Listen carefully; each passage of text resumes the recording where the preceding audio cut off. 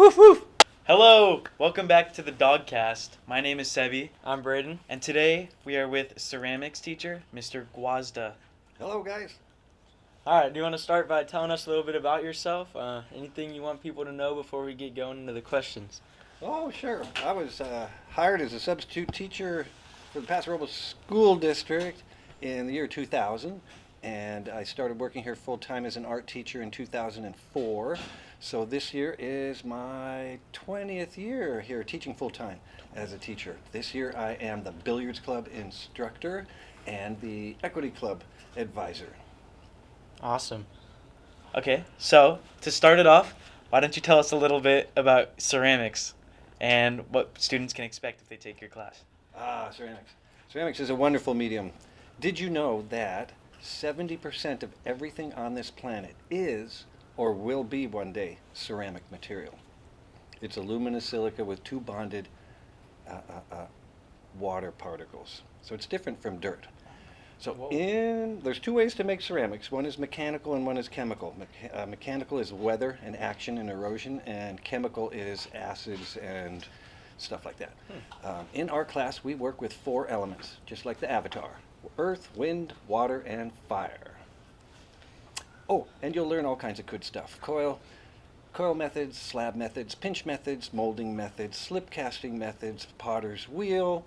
I try and offer a very full introduction to all aspects of ceramics in the class. That's cool. And I think we talked about this last time, but you have the time that didn't record the time audio. we didn't record The second time recording this. Yeah, this is the second time recording this. You have an advanced ceramics class that only a few people get to take, and tell us why about that and why only a few people get to take it. Oh, over the years, the ceramics class has become very, very popular. So every year, anywhere between 250 and 350 students ask for the class as an elective, and there's only 150 seats in the class. So the counseling department prioritizes seniors who want to be in the class, and after they fill up all the seats, it's hard for other kids to get in. Now, I'd recommend applying for it every single year. Sometimes seniors decide it's not for them and they fall out. So I do have, I think, 2 or 3 juniors in the class. It is a repeatable class. There is a second year, which is kind of a more in-depth look at the processes of clay. It's a production class, and it's pretty independently. You can find your own way with your projects in that class. So it's a little more like self-guided, I guess? Self-guided, yeah. Because there are basically 2 kinds of potters in the world. There are wheel potters, they love to work on the wheel, and then there's sculptors. And so if you're a hand builder and you like to do slab and sculpture and stuff like that and pinching and coiling, yep, you can do all your projects that way in advanced ceramics.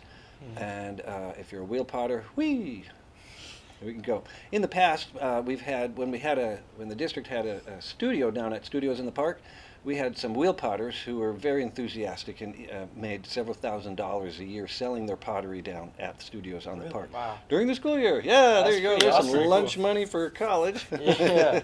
When students are in your classroom, if you take his class next year, you'll see dollar bills all over the wall. Can you tell us a little bit about that and where that came from? Oh, yes, the money madness. Yeah, I apologize. My classroom does look a little bit like a dive bar, but here's how it all happened. Mr. Gwiazda has a very funny sense of humor, and so when kids will ask sometimes for a hall pass or this or that, whatever, Mr. Gwiazda will go, okay, sure, no problem, $1. And I just do it for the funny look I get on people's faces. Well, in 2013, I must have done this to this one young man too many times, because he whipped $1 out of his wallet and said, here you go, slapped it on my desk. And I went, nope, it's just a joke. I cannot take your $1. That's totally inappropriate. He insisted. I tried to give it back to him 3 times. So I thought to myself, how do I get out of this hot spot real quick? Got yourself in a situation. So I'm in a situation. Okay, situational awareness. So I grab a Sharpie and I go, okay, here you go. Right. All around me are familiar faces. $1 going on the wall right over my office door. And he goes, okay, put that up there, and I went, whoosh, dodged a bullet. Well, As soon as that one went up, everybody else wanted to put one up too. And how could I say no to everybody else after I said yes to one kid? Yeah. So it's become a tradition in the class for the past 10 years of a way that anyone who wants to can tag the room. We do now have an international currency corner. So if any of you guys out there are traveling, please bring us an international dollar bill and sign it. That's so cool. It's awesome. Okay, switching it up a little bit. What is your favorite memory while teaching? Can you think of one? Favorite memory while teaching? Oh. Kind of put you on the spot there. Teacher moments. Yeah, you did actually. I would like to tell you some stories, but they might not be good for interviews. We can always bleep it. We can always cut it out. Now I'm interested. Now you actually got me wanting to know. It's not appropriate.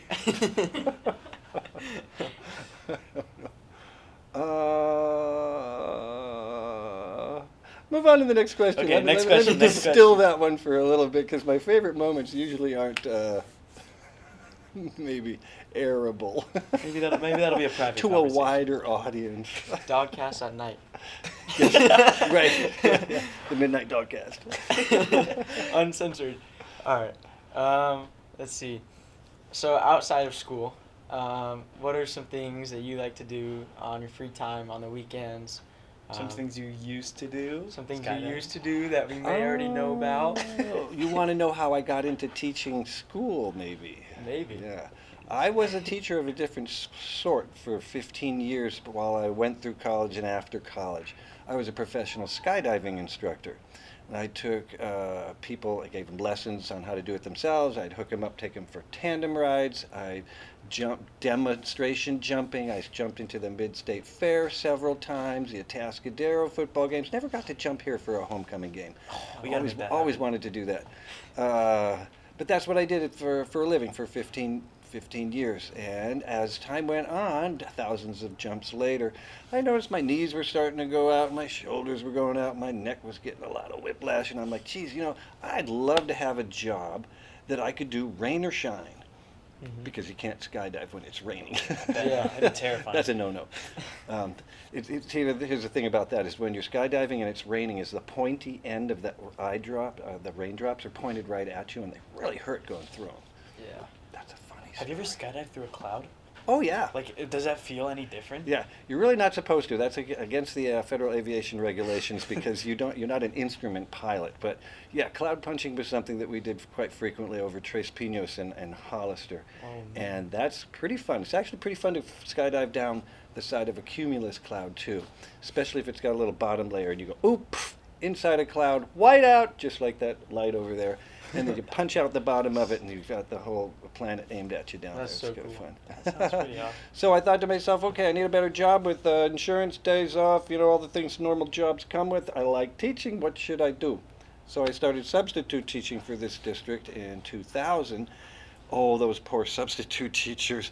I hated that until I got a job doing the Lewis Middle School. There was a month of water PE, swimming lessons, and then land PE for the kids. And so I did that for 2 or 3 summers in a row, and that's what convinced me that teaching would be fun, because once you get to know the kids and you get a rapport and a relationship, it's not all spitballs and Yeah.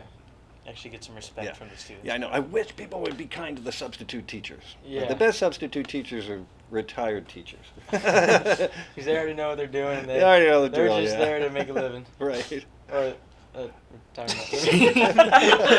They already made Yo, their good living. You said that you have gone through. You said something about the rain. Have you gone through the rain? I don't know. You said it hurts. Do you Skydiving know- Oh during yeah, the- you do know what that a hurts? raindrop looks like, right? It's pointy on top and it's round on the bottom, Yeah. right? So when you're skydiving through the rain, you're going through the pointy end of the raindrops. Bunch of little spikes. Yeah, at 120 miles an hour. Oh. So it hurts like hell. Back in my day, when I first got my first vehicle in California, because I'm actually originally from Massachusetts, I moved out here at 18. I rode a motorcycle because I couldn't afford a car. So I had a little Honda Rebel 250, and that was before the helmet laws were in. So, whoo, yeah, here we go, wind blowing back. That's fun. Yeah, and I'll tell you what, if you drive a motorcycle at 50, 60 miles an hour in the rain, you better have goggles on. Actually, you better have goggles on anyways, because getting a bug in the eye can be bad too. Ooh, yeah. But so after a couple winters of motorcycle riding to and from the drop zone and to and from the Pontiac Grill for work, I was a waiter. I decided I'm going to get myself a little old 1984 Toyota Tercel. I could afford it finally, $500. Oh my goodness, a roof, a windshield, what luxury. Nice. That's awesome. Okay, well, we know, but I bet everyone here wants to know about your secret talent, hidden talent. Oh, but if I told you, it wouldn't be a secret anymore. Well, I think it's time the world knows. You think so? I think so. All right, I'm trusting you guys. My secret talent, and it's been this way for a long time, is that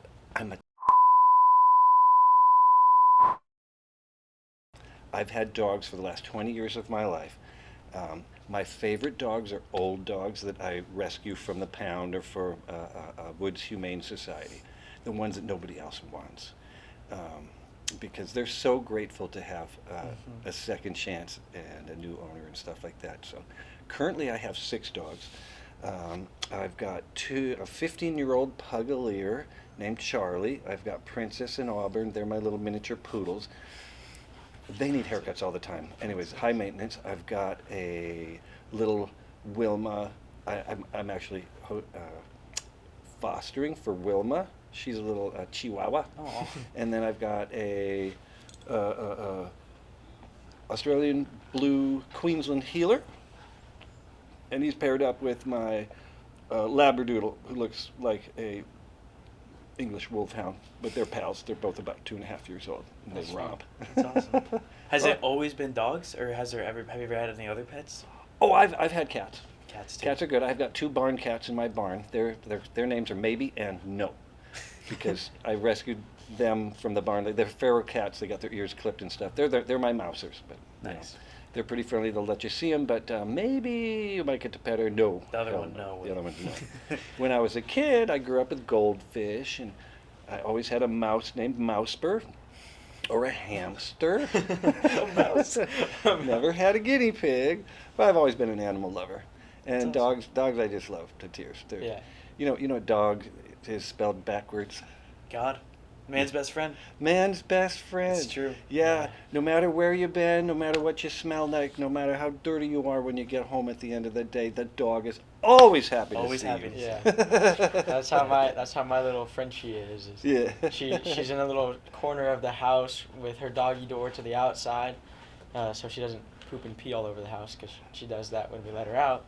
And so whenever I come in and I yell her name, I hear her run through the doggy door, and she starts clawing at the gate, and you can hear it really loud, and she just starts making weird noises. Yeah. So she's just jumping up there with her ears back, and it's so funny. And so I just run up, and she's so excited to see me, and it's fun until I have to put her back in her cage. She's have to leave again, and then she gets sad. But Dogs represent unconditional love, 100%. Yeah. which is a very precious commodity in this world.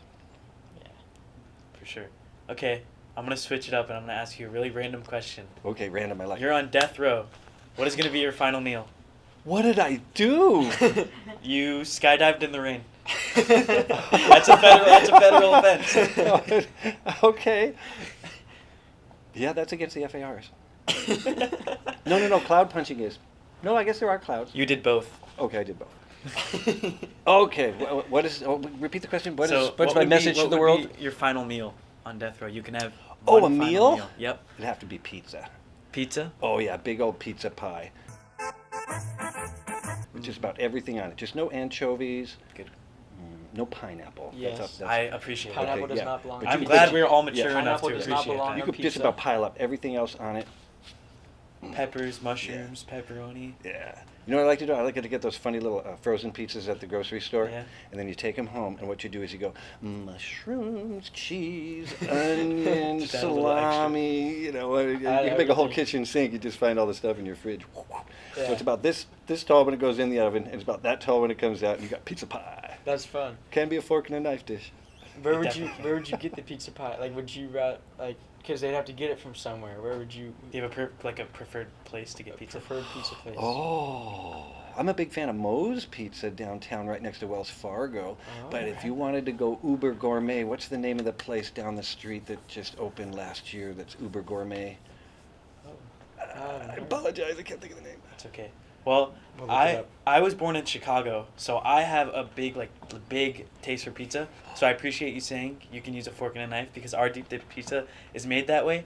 And ever since I moved here in 4th grade, I've always like struggled to find good pizza. So I have a recommendation for you. There's this one place in Cayucas called JJ's Pizza. It's right. I live in Cayucas. I've live in- never heard of JJ's Pizza. You've never heard of JJ's Pizza? What? You have to try it because that is one of the only places that I've been to where I've actually like, this is good pizza. When I moved to California, I was like, the pizza here is crappy. I don't like any of this. JJ's Pizza, and if you live in Cayucas, that's even better. I'm going on Saturday. That's sometimes it, yeah. we'll just I'll make the drive down and bring it How home. close to the pier is it? It's right. It's on that other side of town. So it's kind of like by like when you go up and you get on the freeway. You know that like house in the middle of the field, like that old church house or something. Oh yeah. Yeah. It's kind of by there. It's on that side. So on the north end of town or the south end?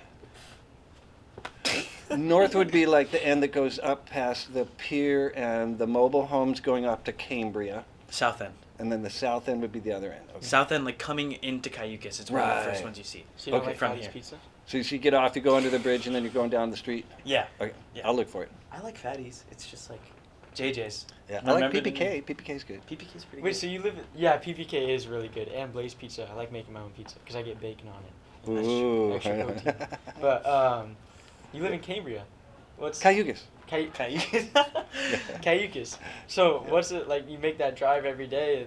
Every day. Why yeah. do you? Why do you Old like Creek living out Road. there? I could drive it blindfolded in the night in the rain. Cambria. JJ's is in Cambria, not Cayucas. Oh, you got me all excited. It's still not too bad of a drive, right?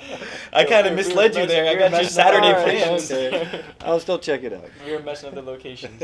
So, where do you live on land, like property, or do you live kind of in the city? Yeah, I've got a little 25-acre ranch out by the Whale Rock Reservoir. Oh, that's awesome. That's so cool. How far are you from the ocean? About 2 miles, so I can see the ocean from my porch. You can see it from your porch. Are you Uh-huh. up on a hill? Uh-huh. Oh, that is awesome. Do you have any pictures of that? Uh-huh. We might need to see some of those later. I'll put them in Okay. the video. Yeah, come on by. That I'll would show be you. so cool. Cool. Speaking of pictures, we did mention last time, you guys don't know this, about how you have a picture of you skydiving in your room. Could Oh, kinda yeah, give you might some like to see that. Background behind that? Mm-hmm. Yeah, it was me and my buddy Kevin Clements. We used to live in Los Osos. When we first came down here, there was a skydiving center in Paso Robles that my buddy Dave Hughes opened. We all worked together in Hollister, and then we followed Dave down here. Mm-hmm. Dave Hughes, he currently runs Skydive Lompoc down at the Lompoc airport. I just saw him a couple of weekends ago for the first time in 15, 20 years. Anyways, so Kevin and I, we used to live near the Sea Pines Golf Course in Los Osos, and so he always wanted, he was a free fall photographer, and he always wanted to see his face on the magazine instead of the faces of the people he was taking pictures of in the magazine. So we set up this little prop with a plexiglass prop with his picture. Someone else took a picture of him doing a stunt clown jump. He dressed up in a clown suit and had a little bobble balloon and stuff like that. It was funny. So he dressed it up on the cover of a magazine, and then I went and skydived. I'm there doing the magazine, whee, and he's chasing me and taking the pictures, and that got onto the cover of the magazine. So What magazine was it? Skydiver. Is it like a wait? Is it like Skydiving or Skydiving magazine. Is it like a national magazine or is it just like local? No, it's nationwide. Might That's even be awesome. worldwide. That's so cool. We'll have to come. slow me Google look it. at Google that it. See if they're still around. It was kind of a newspaper. Alright. Parachutist magazine is the one done by the USPA, the United States Parachute Association, Oh, okay. and that's still around. We'll have to swing by and see that too, along with the pictures of the property. Yeah. Yeah, when you come I'm by and see excited it, to you'll see have to see. There'll be a test. All right. You'll have to see what mistake we made with the prop. It's a great picture, but we had a little boo-boo. We were Little dyslexic. boo-boo. We'll figure that out. All right. Well, that was the lunch bell that just rang, which means we got to get to class, and he's got to go teach class. So, This is the Dawg cast. This is Gwiazda. Any last words for the camera? Like advice for the whole world. Do it. do it. Yeah. Okay, advice for the whole world. We are all connected. Everything. Animals, plants, insects, fish, humans, we're all part of the same web of life. And whatever affects one of us affects us all. So remember, be kind to each other. This is Dogcast closing out. We'll Tune see in you- next time. We'll see you next time.